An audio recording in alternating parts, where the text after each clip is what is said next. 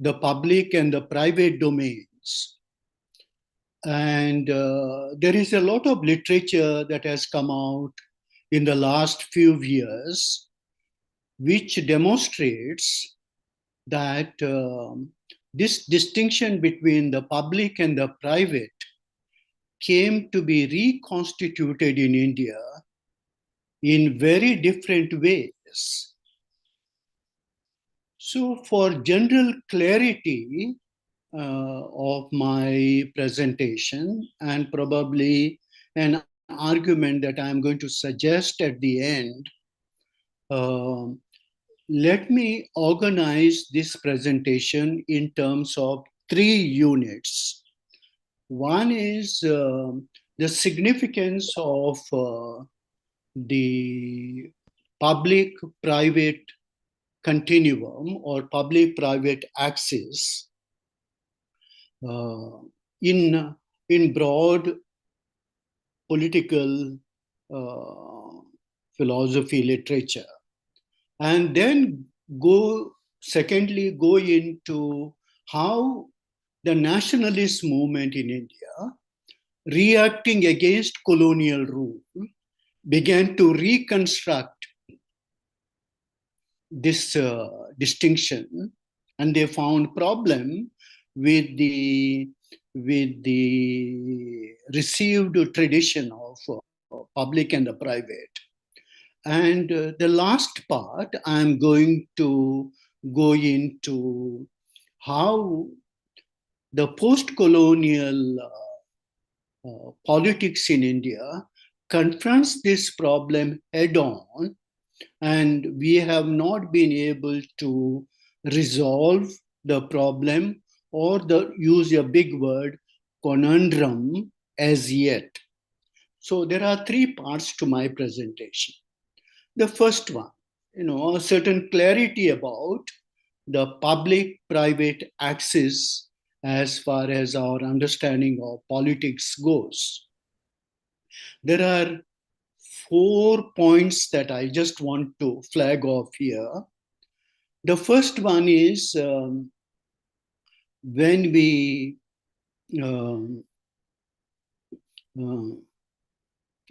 use the concept of the public, we generally tend to suggest that space where authoritative decisions are made for the people as a whole.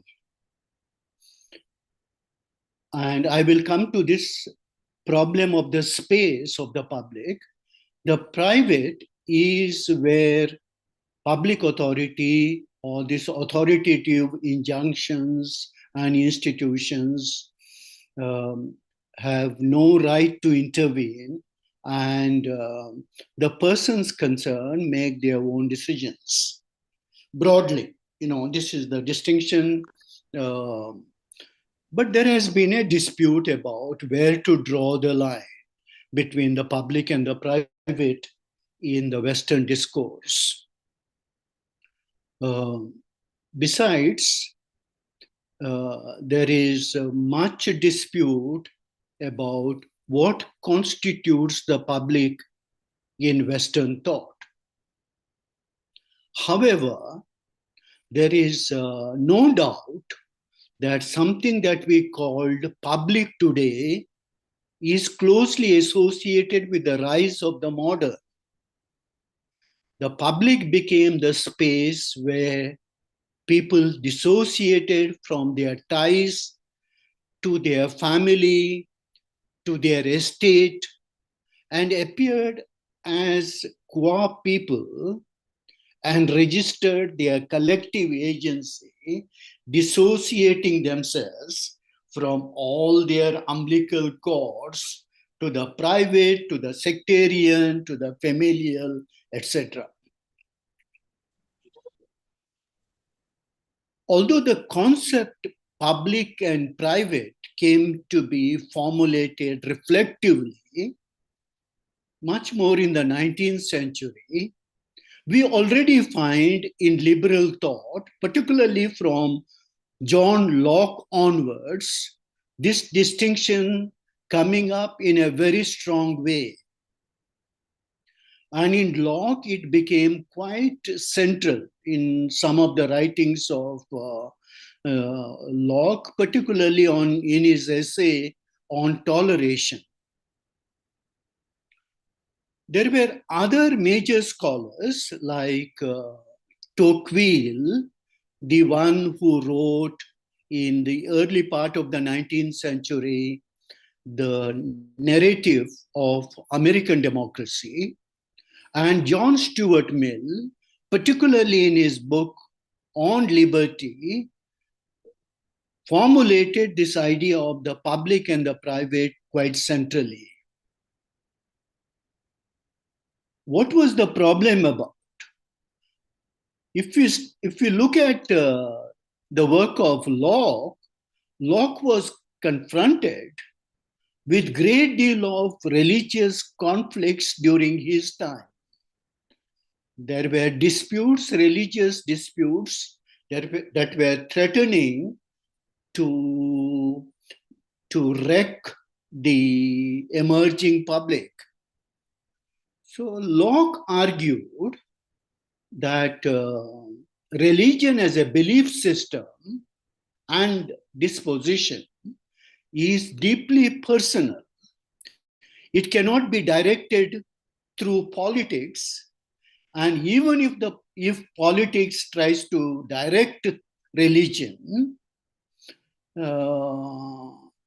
politics will not succeed in that, because religion is a personal belief and personal practice, and public authority cannot intervene into that area.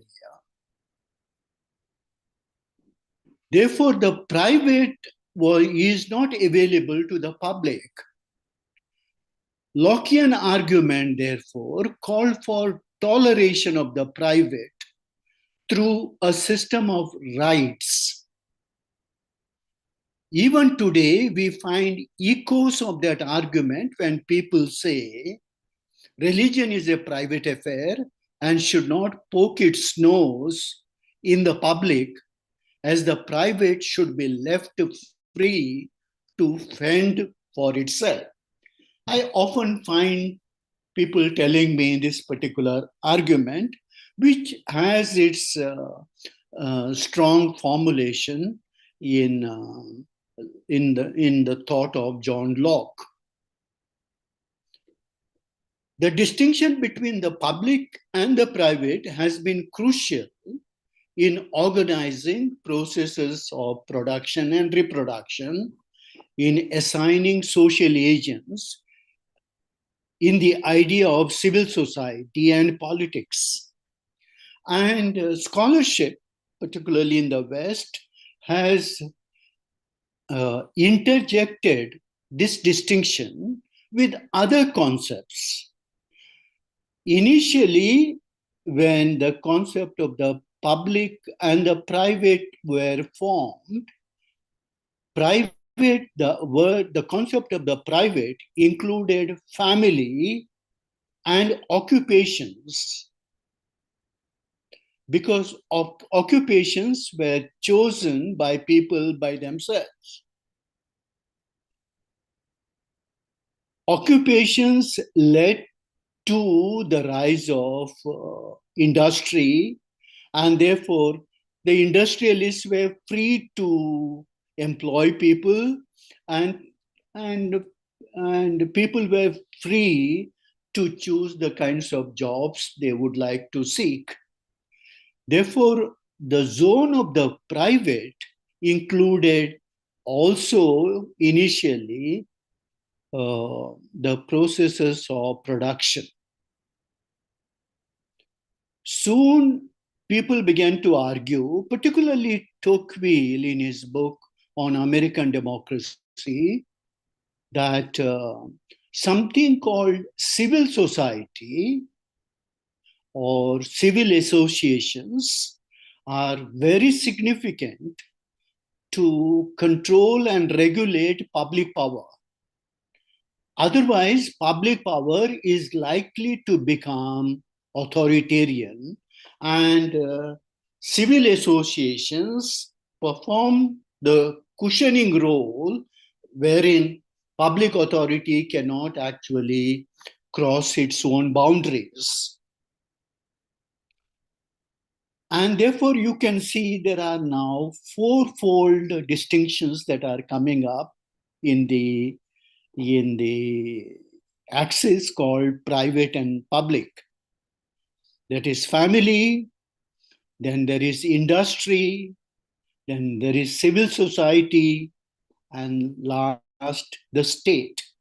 This distinction between the two comes to be broken up into four.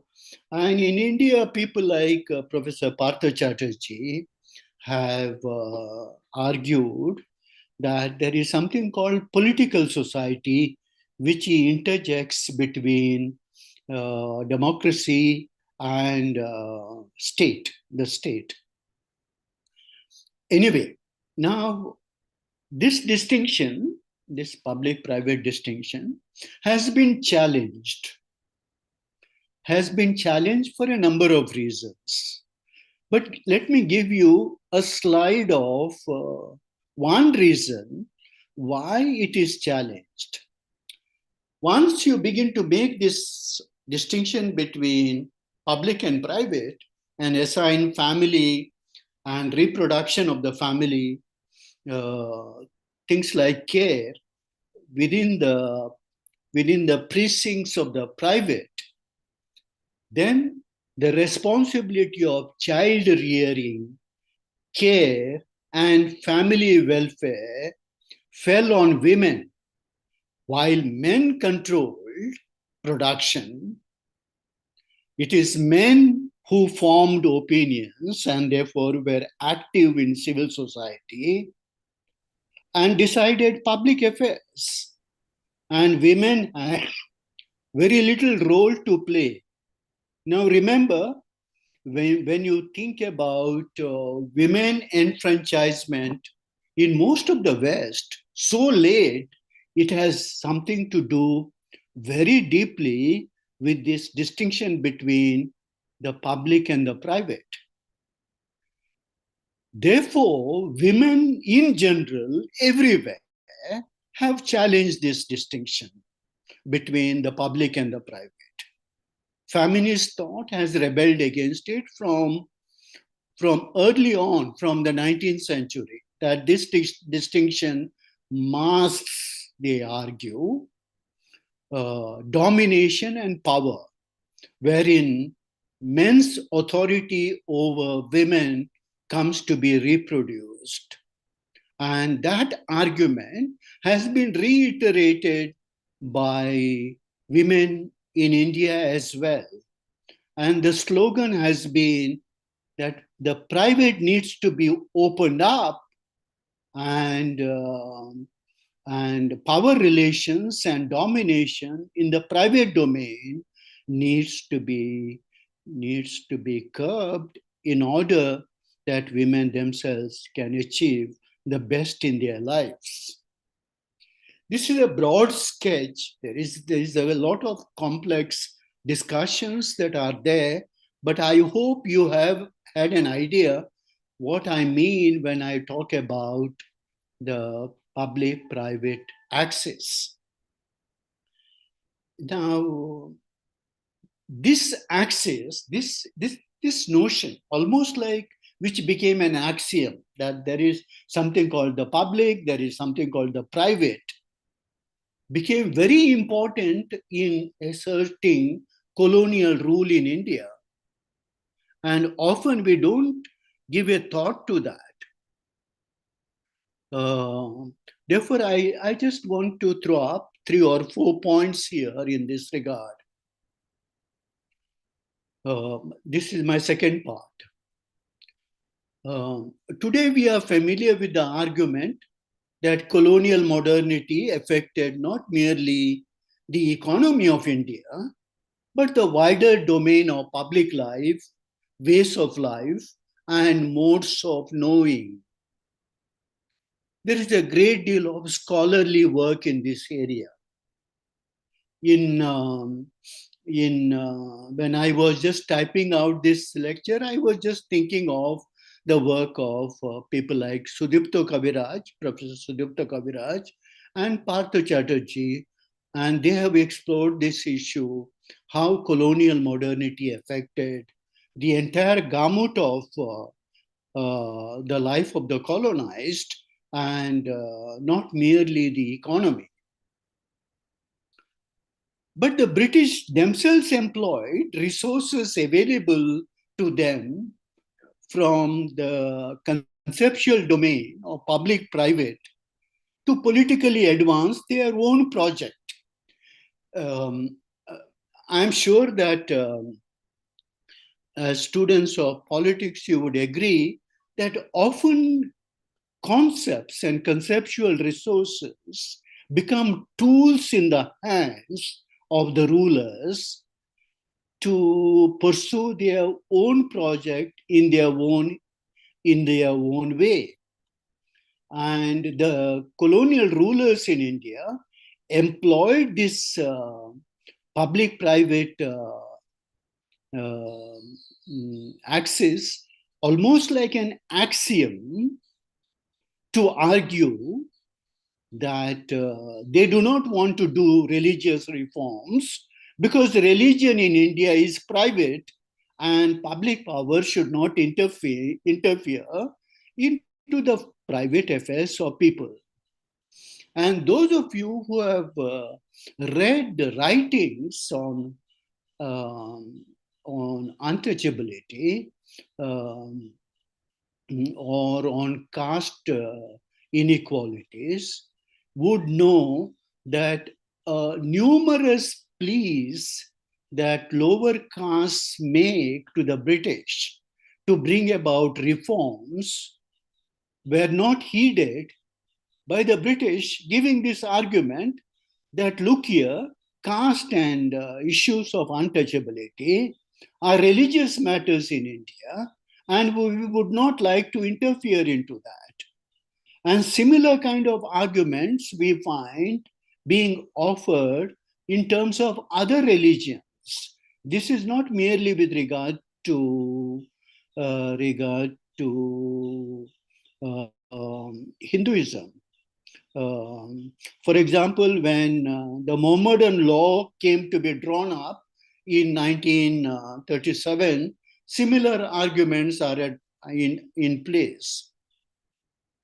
Now, while the British were giving this argument that we would not like to interfere in religious matters because religious matters are private and personal, they were at the same time reinforcing religious orthodoxies who employed the resources of colonial modernity to entrench themselves further.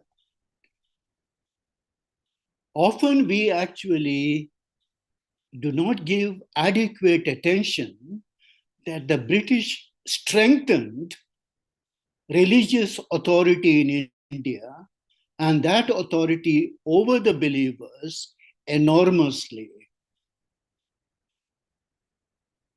One of the person, and there are several of course, but one of the person who makes that argument very strongly, that how colonial modernity in the name of not interfering in religious affairs was consolidating religious orthodoxy in India, was Mahatma Jyotirao Phule in his book Setkarache Asud, which has been translated by Professor Deshpande as Cultivator's Whip.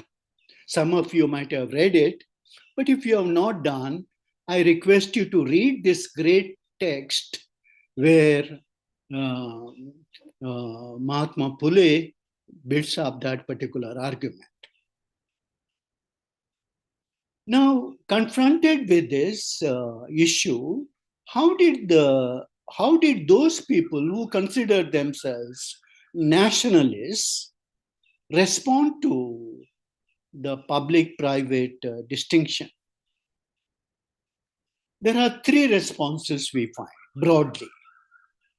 A few of them wanted the full flowering of the modernity project in India, wherein the zones of the private and the public are reinforced. There were some others who sought to develop some kind of a compromise, and there were some others who sought to reconstruct the cultural project afresh, while at the same time acknowledging the significance of modern economy and statecraft. Now, who is the person that we can probably see this? Say, for example, Bankim Chandra Chattopadhyay, particularly the way Professor Partha Chatterjee interprets Bankim in his famous book called The Nationalist Discourse.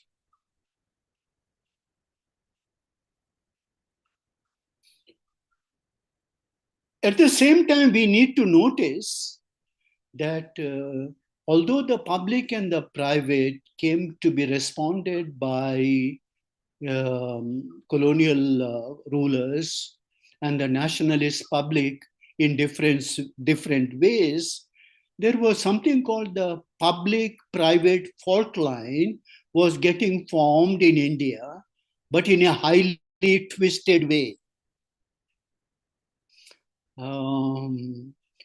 I'm sure that you have heard stories from your own backgrounds. Let me give you a small example. A friend of mine told me that his grandfather used to go to work in some British office, and he used to wear the dhoti, which normally a lot of Indians wore at that time, used to put a coat, used to put a head cap, but before he would go, he would wash his feet with Ganga Jal. And when he came back home, he would call his wife and ask her to get Ganga Jal so that he could be purified. So we have something called the public, that is people going out and participating in public affairs of various kinds, but at the same time getting back home and thinking that they have done something which is deeply unwelcome and would like to purify themselves. Therefore, the public-private distinction was deeply caught in purity and pollution. The media that came up in India again articulated certain demands and not other demands. For instance, just to refer to Fulle says, look here, we have had the kind of education in India where people are taught how to write and how to wield their pen, but there has been little education that the British have given to the Shudra Atishudras, he said, about how to enable themselves, how to cultivate their fields better, how to bring about scientific agriculture. What is the use of asking us to wield our pen and pencil when we have very little opportunity of wielding, of running our life with those resources? So the media became an enclave media in India. Schools often duplicated the social division of labor that existed in India rather than becoming a place where everybody could come in. there were the alternative spaces that came to be formed, but in many ways, those alternative spaces themselves uh, were so much privileged spaces. The public became something which is privileged. When I go to, I don't know whether any one of you have been to Mangalore. There is something called what we used to call till recently, I hope the name remains, Nehru Maidan. You know where the Nehru Maidan is? Nehru Maidan is, at the circumference of Nehru Maidan, which is a fairly huge area, which is encroached a lot today, um, are the offices of the Deputy Commissioner, the police officer, the public works departments, and surrounding it are some of the big institutions like Wenlock Hospital, the University College now, earlier it was called as Government College, etc. Now, these are elite spaces. I have I have checked this with in Bombay. Mysore has a very different kind of an idiom because it was a princely state. I have walked across Azad Maidan in Bombay, which is situated in Churchgate. Um, and Azad Maidan was not a Maidan earlier. It came to be formed during the colonial nationalist interface where people gathered, but the common people had the entry there only when meetings took place. Otherwise, colonial officers and other elites of Bombay came and played their games. So we have something called the public forming in India, which called itself as the public, but with very limited participation. And occasionally people had their ceremonial entries there.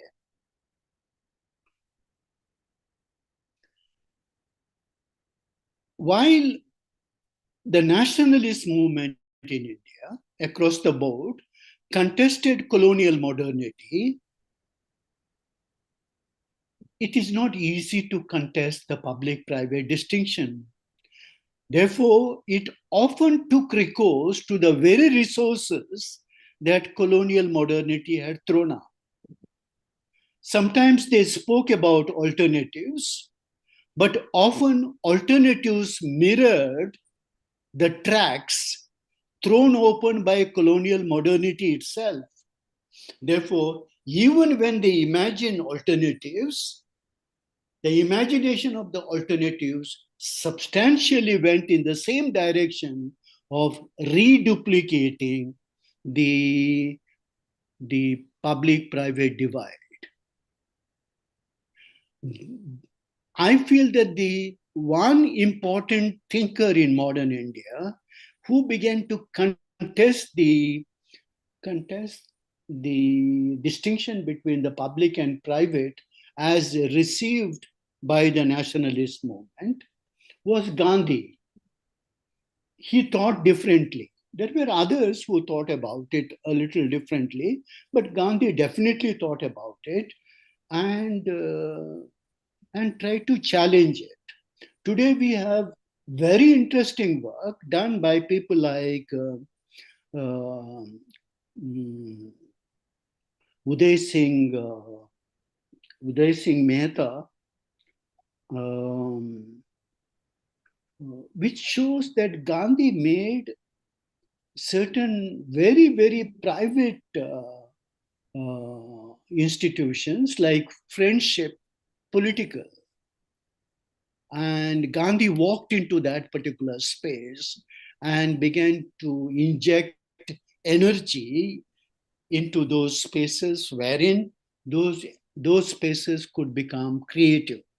But the problem was the entirety of the reconstruction of the public and the private domain, or the space that they came to occupy, could not be bridged by these experiments that Mahatma Gandhi was carrying out.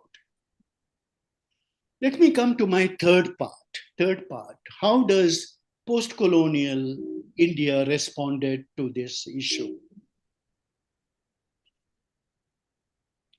Post-colonial India responded to the public-private challenge by reiterating this distinction partially, by holding on to certain key aspects of this distinction, like we find in the preamble of the Indian Constitution, liberty of thought, expression, belief, faith, and worship. It introduced the concept of the people as constituting the nation, people as the public. It introduced minority rights, etc., to give expression to this. But at the same time, qualifying it by terms such as reasonable restrictions, sovereignty and integrity of the state, security of the state, public order and morality.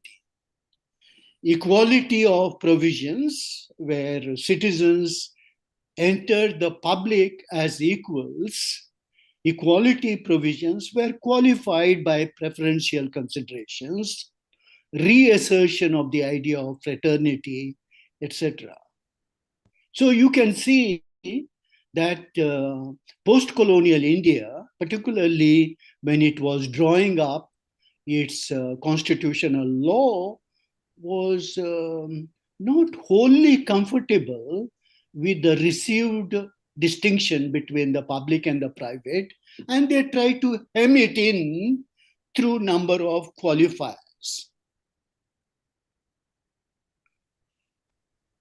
Post-colonial India also began to assert equality of rights across caste, community, and gender.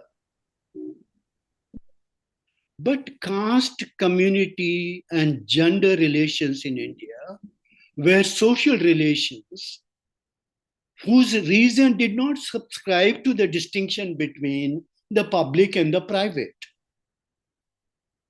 And therefore, even when the distinction was accepted constitutionally and legally, caste, community, and gender distinctions constantly propped up in the public space.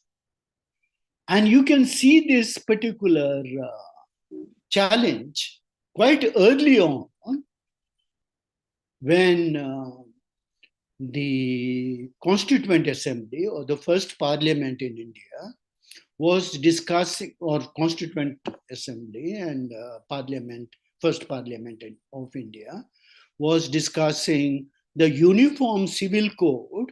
You just go through the discussion in the Constituent Assembly, and you can see this on Uniform Civil Code, particularly in the directive principles of state policy. But more importantly, the discussion on the Hindu Code Bill and the responses to it. And this deep suspicion of the public and the private comes up much even later, and it is present in our lives today. Say, for example, we have the joint discussion of the Rajya Sabha and the Lok Sabha on the dowry bill in 1959, the first joint discussion between the two houses in 1959 when Dowry Act was passed. And you can see the attack that is being made on the act. Someone as progressive as Acharya Kripalani begin to attack the bill, saying, do you want me to deny my affection for my daughter on account of your dowry bill? You can see Kripalani now trying to say that, look here, my affection, which is a private area, the state should not interfere. while there was a public demand that a Dowry Act be passed. So, although the private-public distinction was partially embraced by India as its framework of law and public institutions, there continued in India myriad customary practices which greatly compromised this particular distinction. And we have today extensive work how customary law, particularly in places like Haryana, is widely employed to subdue women's rights. There's quite a bit of work here in this area. When in the West, the distinction between the public and the private was made, there was something credible to make that distinction. Because you could make a distinction which Locke made. That is, religious beliefs are private. Religious dispositions are private. You can't force them. Because there was a definitive set of beliefs and practices which could be sharply demarcated from one another. So there was a space for the insertion of the distinction between the public and the private. But this was not the case in India. Religions in India spilled over into much larger spaces sometimes, and sometimes into much narrower spaces. And therefore, the fault line between the public and the private was not enough or was not adequate to confine or limit or even to chastise religious beliefs and practices. Now, for a very long time, when people spoke about pluralism in the West is a pluralism that emerges out of the exercise of freedoms. John Rawls, for instance, in his book, A Theory of Justice, definitely begins to say that the burden of freedom is the rise of pluralisms. But in a country like India, we not merely have pluralisms that emerged from freedoms of various kinds, but there were also embedded pluralisms.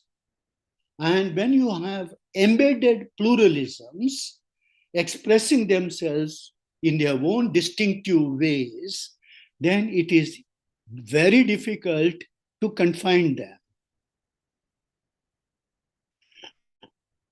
The last point that I want to make here. The court in India has often intervened with regard to the public and the private.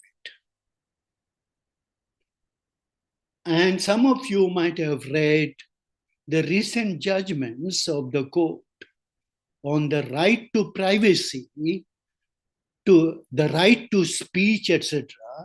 And the court almost seems to be saying that these are foundational rights which cannot be compromised. But I don't have to tell you that often these rights run aground with not merely customary practices in India, but with some of the constitutional provisions themselves. Say, for example, abolition of untouchability. Abolition of untouchability is deeply bound for a lot of people with the right of their privacy. And when you actually begin to say right to privacy is absolute, are you trying to say that untouchability practices also should continue, or people can actually begin to talk about it publicly. So you run into all kinds of contradictions in the process. So what is my conclusion? Quickly, three conclusions. The private and public distinctions runs into conflict with what is perceived to be culture in India in a very big way. And we have not resolved this tension yet. Two, it is important for us to reopen many issues that we regard are solved in the post-colonial context. And my third conclusion is merely mouthing slogans such as secularism or nationalism does not solve the problem of either post-colonial India or that of the post-colonial world. Now, what are my readings? There are quite a lot of readings, but if you want to, you can look into three references I give to you. If you go to Google, you'll find some very interesting articles that have come up on this issue, particularly referring to the kind of challenges this distinction faces in the West. But with regard to the early formulation of this problem in India, I refer to you to Gurpreet Mahajan and Helmut Rehfeld's book, The Public and the Private, the title of the book. Partha Chatterjee's work, The Politics of the Good, and Rajiv Bhargav's Civil Society, Public Sphere, and Citizenship. Okay. My two questions to you is, do you think the values that inform our everyday life are in consonance with the values enshrined in the Indian Constitution? One. Two, do you think right to privacy as integral to right to liberty is synchronous with cultural belonging?